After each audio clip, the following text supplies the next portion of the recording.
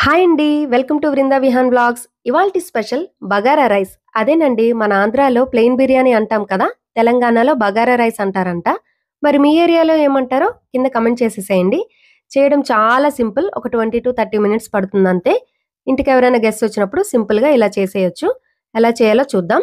అడుగు మందంగా ఉండే ఒక పాన్ తీసుకొని దాంట్లో ఒక స్పూన్ ఆయిల్ అలాగే ఒక స్పూన్ నెయ్యి వేసుకొని బాగా కాగిన తర్వాత 2 బిర్యానీ ఆకులు, 10 లవంగాలు, 5 యాలకులు, ఒక 10 మిరియాలు, అలాగే ఒక ఇంచు దాల్చిన చెక్క, సంపంగి పువ్వు, అనాస పువ్వు, ఒక స్పూన్ షాజీరా వేసి అంతా ఒకసారి బాగా కలుపుకొని లైట్‌గా వేయించుకోవాలి. ఇవి వేగిన తర్వాత పచ్చిమిర్చి పొడవుగా కట్ చేసి వేసుకోవాలి.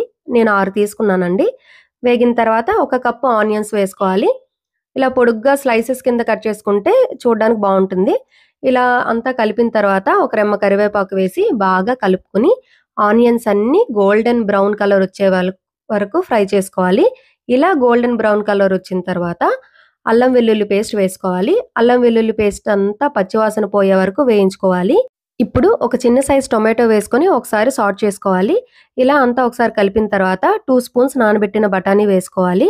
లేకపోతే స్కిప్ చేసేయొచ్చు. నేనిక్కడైతే ఫ్రోజన్ బఠానీ వేశాను. అంటే కొంచెం కలర్‌ఫుల్‌గా బావుంటది చూడడానికి బిర్యానీ అని. ఇప్పుడు దీంట్లో ఒక స్పూన్ ధనియాల పొడి వేసి అంతా ఒకసారి బాగా మిక్స్ చేసుకోవాలి.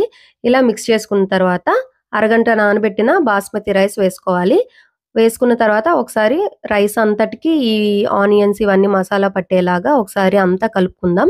ఇలా అంతా కలుపుకున్న తర్వాత ఒక స్పూన్ బిర్యానీ మసాలా, అలాగే టేస్ట్‌కి సరిపడా సాల్ట్ వేసుకోవాలి. ఇక్కడ నాకు హాఫ్ కేజీ రైస్‌కి 3 స్పూన్స్ సాల్ట్ పట్టిందండి. అలా కొత్తిమీర వేసుకొని ఒకసారి అంతా కలుపుకున్నాక, ఇప్పుడు దీంట్లో వాటర్ యాడ్ చేసుకోవాలి. 1:2 రేషియోలో వాటర్ యాడ్ చేసుకోవాలండి. ఎందుకంటే మనం పాన్‌లో వండుతున్నాం కాబట్టి నేనిక్కడ 2 గ్లాస్ రైస్‌కి 4 గ్లాస్ వాటర్ ఏసాను. అదే మీరు కుక్కర్‌లో వండుతున్నారు అనుకుంటే 1:1.5 రేషియోలో వాటర్ తీసుకోవాలి. అంటే ఒక కప్‌కి 1.5 కప్పు వాటర్ తీసుకోవాలి. అంతేనండి. కావాలంటే మీరిక్కడ ఒకసారి సాల్ట్ టేస్ట్ చూసి సరిపోకపోతే అడ్జస్ట్ చేసుకోవచ్చు.